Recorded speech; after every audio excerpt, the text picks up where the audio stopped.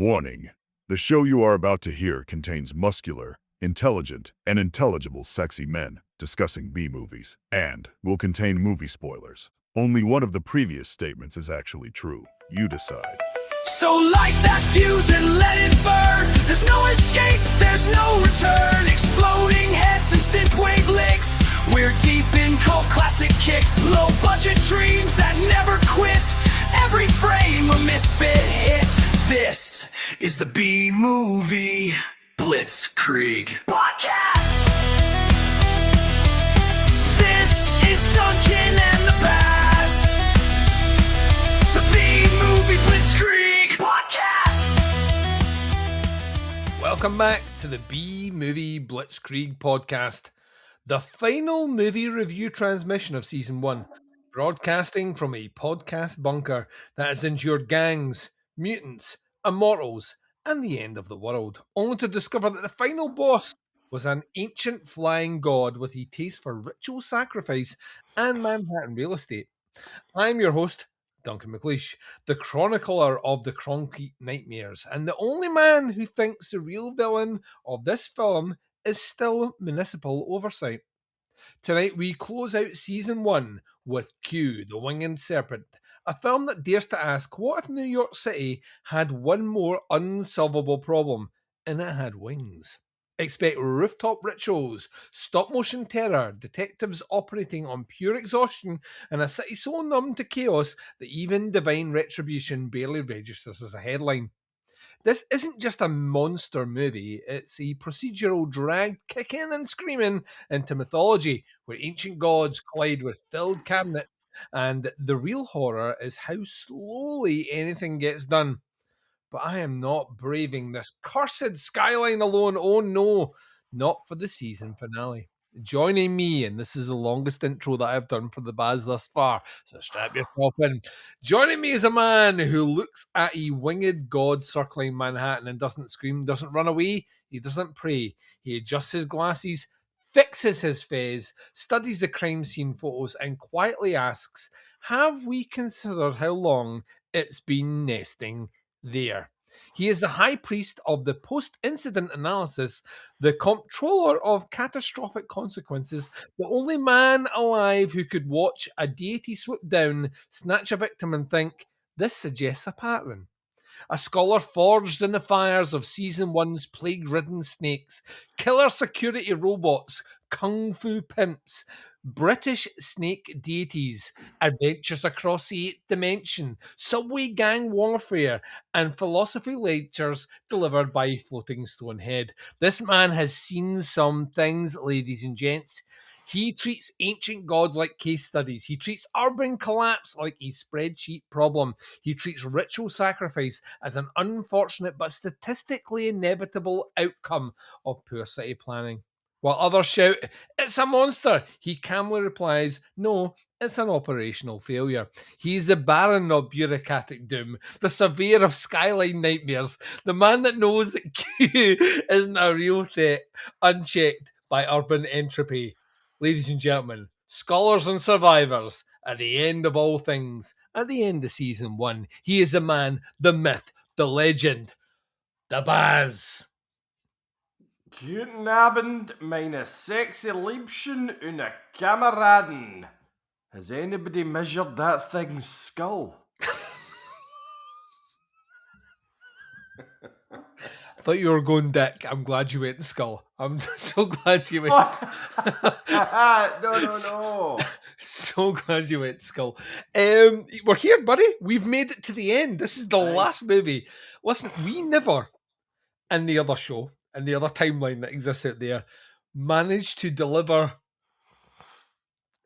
a planned event where we have literally a month and a half to spare from the deadline, and here we are. This is fucking great. It almost reflects how little thought goes into this. I peek behind the curtain. The big selling point to Baz is to come out of retirement and do this thing with me is 30-minute episodes. Yeah. You don't have to do massive amounts of notes like you did before, and really lightweight. And you were like, sold. I can do this, and we did it. We're here. We've made it to the end with Q, the Winged Serpent, a movie directed by Larry Cohen, written by Larry Cohen. We are going to be doing another Larry Cohen movie, I think, in season 2. I think our season 2 finale is, and I don't want to spoil things ahead, but is The Stuff. A movie which Baz now owns. So yeah, we're going to be covering that, and Larry Cohen also wrote and directed that movie, and Colin Moriarty is in that movie as well, who's also in this movie, and we'll get to that when we get to it. But you'd never seen Q, the Winged Serpent before? No, not a film I was in any way familiar with at all. And I seem to remember the very first time that you rhymed it off. Yeah. When we were talking about kind of potential film lists and that, I was never heard of that. So no. It's an obscure one, even by horror fan standards. Unless you are and yet, ingrained. There's some fairly big kind of names in it. David Carradine's in it. Bill from Kill Bill is in this movie. See, that just shows the difference, because to me he's just Kung Fu David Carradine. Yes, Davey C. And like he went away from wandering the outlands to being a rogue renegade with a gun trying to hunt a giant snake winged creature. Yeah. What a difference a couple of years will make. So yeah, I'm excited for this one. This, like I say, this is one of those movies where it's had Blu-ray releases and whatnot, but like for the most part, this is a blind spot to a lot of horror fans who will not have seen. Although Larry Cohen, big name in exploitation and horror movies, did a lot of producing, didn't direct a ton of movies, but the ones he did are fun, they're quirky, and very much of his sense of humour. So ladies and gents, I'm going to be honest here, I think this episode is going to fly because not only does the serpent fly in this movie, but also not a lot to hang your hat on. It's a great way to tenuous link there, McLeish. The Winged Serpent strikes again, Baz. It strikes again. We're going to take a short break. When we come back, Baz is going to explain the very quick, yet not quick in runtime, but still quick in runtime plot of this movie. We're going to be doing it right after this. And welcome back to a segment that I've called Beaks, Bodies, and Bureaucratic Breakdown.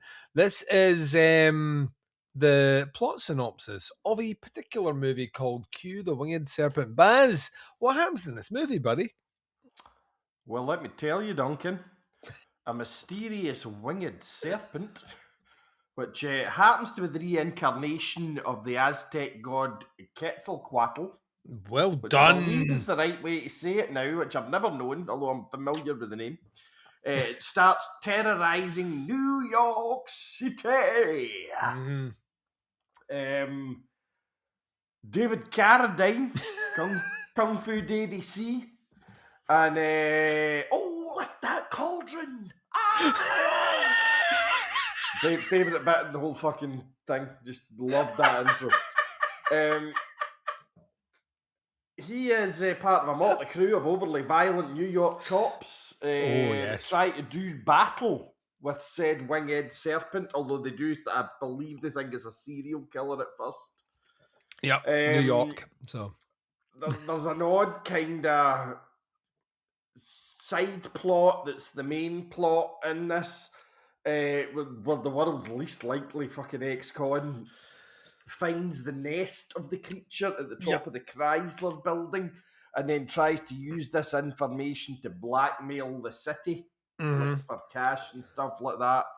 And then there's another demented side quest thing at the same time that this crazy disciple of Quetzalcoatl is enacting human sacrifice. Now, I will put my hand up here. Mm-hmm. I am not sure whether he was doing the sacrifice in order to bring forth Quetzalcoatl, which worked, or was it just happy coincidence and he was just trying to show him that he's a cool guy? It's like when you mention to your wife that you've been, you know what, I think we should, I'm going to take up skiing, and then all of a sudden because your phone was sitting beside you, you log into your Facebook, or you go on your Instagram, and all of a sudden you're being thrown ski adverts, and you're like, how did this happen? Yeah. It's almost as if it was listening in. That's what's Yeah. happened to you. Happy coincidence, Baz. Must be. That's very good. Basically, it's Quetzalcoatl's algorithm. Either way, that whole bit seems a bit unnecessary, although it does allow for some sort of kind of cool, from a horror perspective, human sacrifice kind of visuals that wouldn't really have worked with the mental flying snake. Anyway, whole thing just ends up with a reverse King Kong scenario at the top 100%, of the old, yep.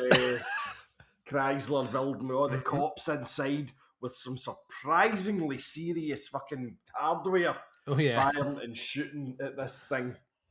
And basically that's it, the shooting and dies. That is the plot synopsis of this. We That's need it. to talk about rad, sad, bad, mad of this, and to do that, we're going to take a short break. When we come back, we're doing it right after this. And welcome back to a segment I've called Rituals, Rooftops, and Reluctant Detectives. This is the mad, the sad, the bad, and the rad of Q, the Winged Serpent. I'm going to stop you right there, and I'm going to jump straight in with a rad. Sunbathing chick, oiling up them titties. There is... Boom! End of It is a story. great... Let's go straight to the scoring. Yep. Baz, you know what? I'm going to say that would also be a rad from me. And I think I'm going to also say in an alternative universe, that would be where we would finish this conversation. Yep. But that's not where we're going to finish the conversation, because I'm going to say the rad, and you made this, I know for a fact you'll disagree with me. This movie uses stop motion animation, and I fucking adore stop motion.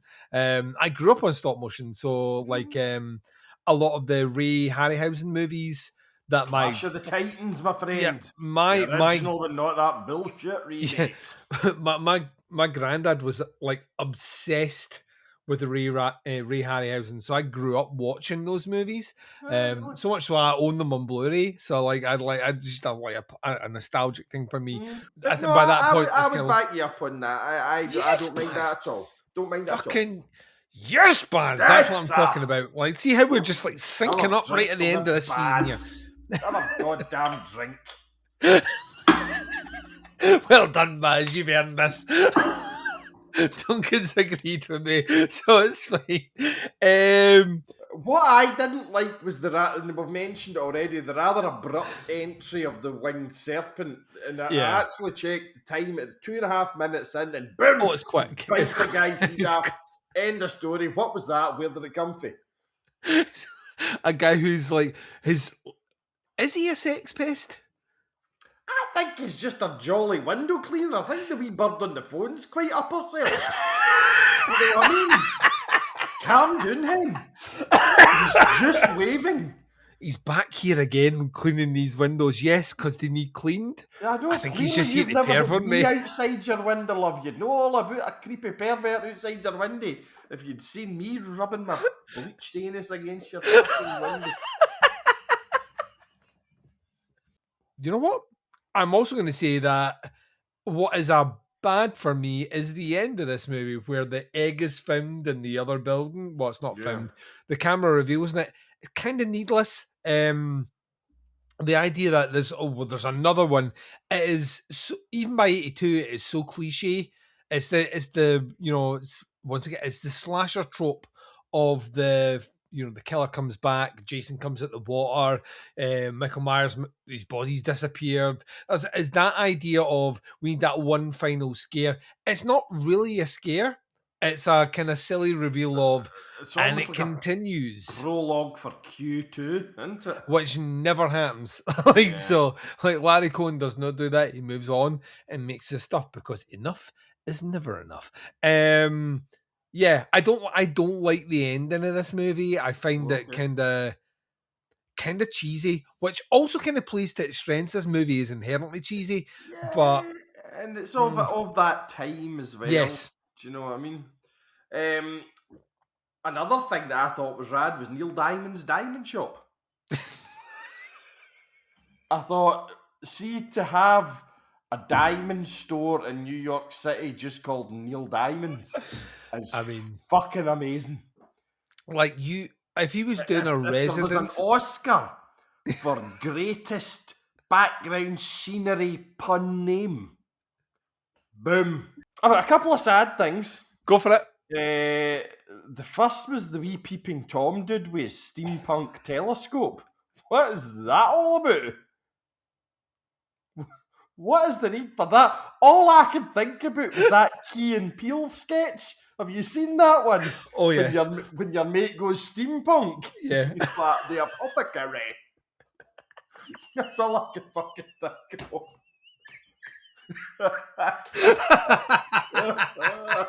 Oh.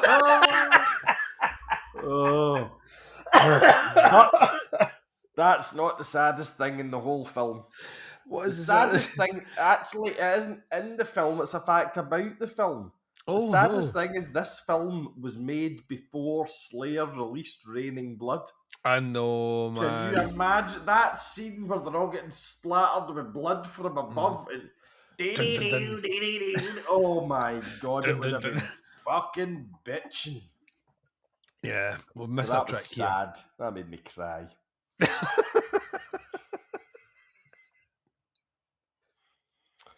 What else have I got? I tell you what was bad. Go for it. Tell you what was really bad.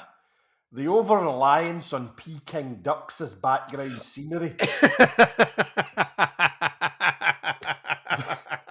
There is at least 2, if not 3 scenes centred wholly on poultry hanging in an Asian restaurant scene. Let's just set in. Yeah, let's set in New York, and like as a bad for me, this is set in like one of the most exciting, vibrant cities in the world.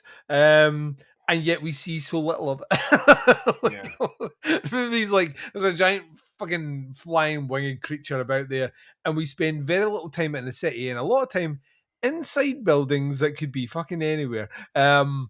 So I'm going to talk more about that, but I'm going to talk about it at the very end when I score it. Oh, I like that. I don't have anything else. Do you have anything else you want to mention before we jump to the next one? No, I really, really wanted to get the Peking duck thing in because I thought nobody else has ever thought that about this film. You got it in. It's now recorded and it's there for history. Yep. Rain and Blood, Neil Diamond's Diamond Shot, Peking duck. I'm done. Spent. That's it. Right, ladies and gentlemen, we're going to take a break. When we come back, it is lines from the movie right after this. And welcome back to a segment that I've called Quotes That Sound Better, Echoing Through the Abandoned Streets. Quotes from this movie. Once again, we're in a situation where there are some lines, but I'm not like, I wasn't howling with laughter. I wasn't like, that's memorable. The dialogue here is surprisingly subdued. The reason it is because there's a giant flying fucking serpent in the air. So, Baz, do you have much here? I've got a couple. One of them, they're talking about a head that has fallen. Yes. And the guy was like, there won't be much left of it. Have you ever dropped a cantaloupe from 40 stories? It's literally the line that I've got here. That was quite funny.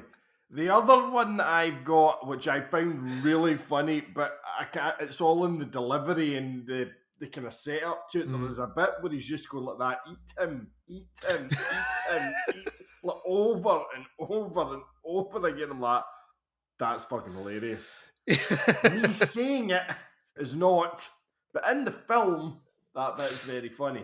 There's a line from this movie where they're making reference to the creature and someone says that, I wrote this down because I was like, why is this in the script? It's not human. Yes, it's a giant fucking winged serpent. Yes, it's not fucking, it's like clearly not human. Like someone like there's, I swear to God, it's not human.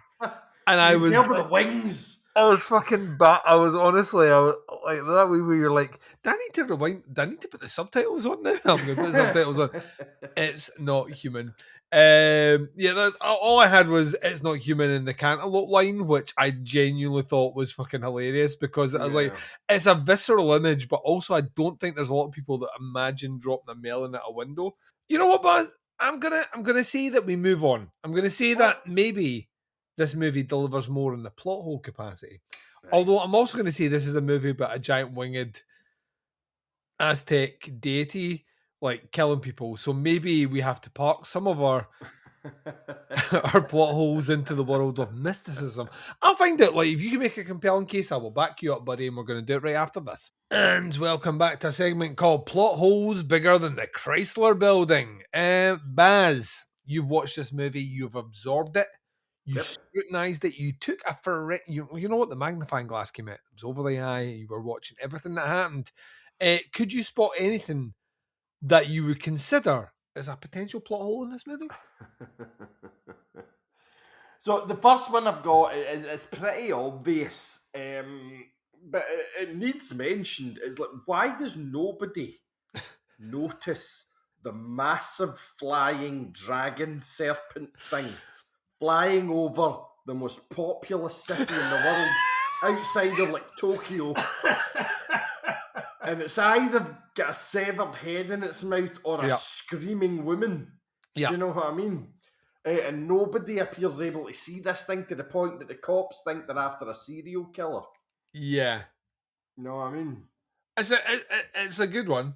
I have like my first one here is how does the giant winged god remain unnoticed for so long? Yeah. So like we're pretty much there. You know what? Generally, I would try and argue a point back to you. You know what? I'm not going to do it because I think that's a good question. So okay, fair play. Have you got any? Why does so we understand the police know that there's something out there and they've worked out what it is, yet there's only a ragtag group of cops involved with the bringing down of this, and at no point do we involve any other emergency service. So there's like this is New York. Once again, you've mentioned it. We have access to everything, right? We could bring in the army if we wanted. Yeah. Like for this giant, no.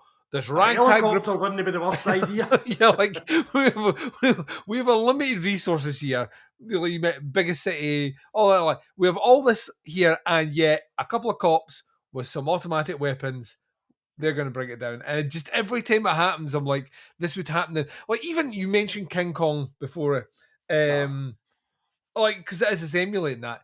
Even in King Kong, the army gets involved. Doesn't get involved here, and I'm going to put it down to budget. That's why this the big plot hole can be explained by not having enough money, but it is something that is painfully difficult to overlook. Strap on your snorkel, son, because we're going down deep. Our little hapless getaway driver character, right? Mm-hmm. Early on in the movie, when he discovers the nest where the egg is, and obviously the serpent comes back to kind of thing, he ends up there because he's been chased by a security guard. He has gone to the door of his lawyer's office. Yep. Right? Which is locked, despite the fact that he phoned ahead and said, "Don't leave, I really need to speak to you, this is important." He rattles the door so hard that it sets off an alarm, at which point the hapless security guard chases him basically up into the rafters and the rotting joists and dilapidated roof space of the Chrysler Building. Right? Why did he do that? Instead of just saying, "Sorry, mate, the door was locked and I rattled it a wee bit too hard." He doesn't know. He doesn't know who you are. You know what I mean? You know what? With that, you've just. You know what? I'm going to chop a point off my end grade just because of that. Fuck them. We are gonna have another break. When we come back, we are going to grade this movie, and then we are going to sadly close out this show for this season. Or are we? Is there maybe something hiding in the wings? Is there maybe another episode still to drop? I can't answer that question until we get into the next segment, where I will answer that question right after this. And welcome back to a segment I've called Rated R for Ritual Murder, Rooftop Gods, and Relentless Stress. Baz, oh, the ultimate question out of 5. What are you scoring? Cue the Winged Serpent. I'm going to give it a 3.5. Oh, you're above me. What? We're flipping this. You enjoyed this one, yeah? I genuinely did. Do you know that? I had a lot of fun watching it. I like David Carradine. Oh, yes. But what I mentioned earlier on, I really loved it. Set in New York, early 80s. Yep. Right? That period, early 80s through to the kind of early 70s in New York, is a period I find fascinating because you've got New York now where, like, my wife has a cousin out there and he's on a goddamn 6-figure salary, which he needs to be on in order to flat Oh, share God, yeah. New York. Do you know what I mean? New York's, I like, having been out there a few times, it's fucking immaculate. Yeah. But you transport it back 40, 50 years, and it was a hellhole. An absolute hellhole. But a hellhole with, like, so much personality and just everything about it, and I love it. And a lot of it, I think, comes from music, and I was very into the early hardcore scene, the punk scene in New York, and the no wave and the post-punk scene in New York as well. And I've got a wonderful book. It's just full of photographs from the time of the no wave scene, and there's a picture of, I don't know if the band even did a name, it's like 3 people on a rooftop, and they're playing to like 7 people on an open rooftop in New York, just doing a gig. And this film just transported me back to that, and I love that about it. So I just really dug the whole, and it wasn't a vibe because obviously it was filmed back then, so it's just filming what was there. I just really love that. The stop motion thing, I didn't have a problem with. I think I would have had a problem if they tried something cleverer, to be honest. Yep. Because with stop motion, I can get on board. Yeah, you put a lot of effort in there. It looks shit, but stop motion always does. But it took a hell of a lot of work, so fair play to you. No, I had a lot of fun. I'm not going to lie. I think off the back, I think most folk knew we do these films in pairs. We do them in pairs, so yeah. The other one.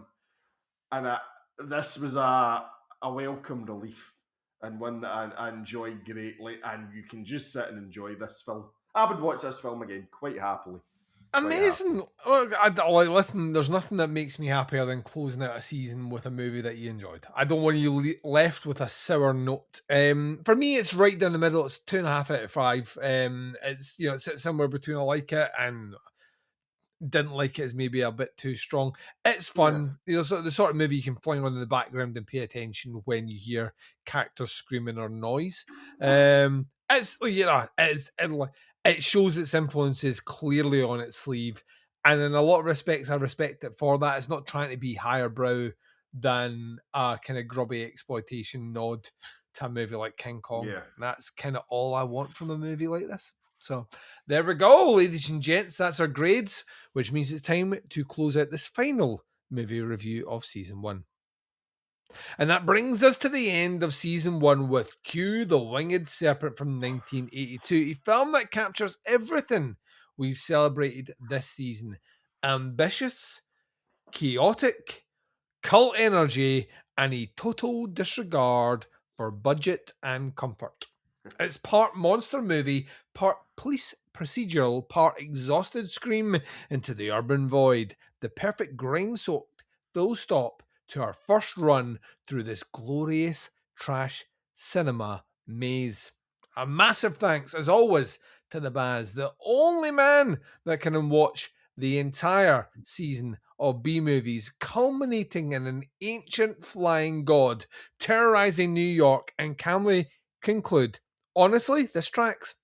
Next episode, we are stepping back from the carnage of season 1 to do a special recap. We are going to break down, because I know you want it, our top 5 best and top 5 worst movies of the entire season. We're going to revisit some of the highs, some of the lows, and the baffling choices, and indulge in some well-earned general banter. And that episode might just push or 30-minute time limit. Until then, keep your skylines clear, your gods accountable, and remember that here at the B-Movie Blitzkrieg, the bizarre meets the brilliant, one B-movie at a time. Baz, say goodbye to our listeners, please.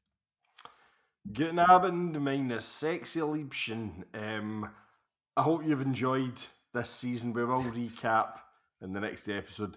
I hope you've enjoyed it as much as I have. I've had an absolute blast doing this. I can't wait to do season 2.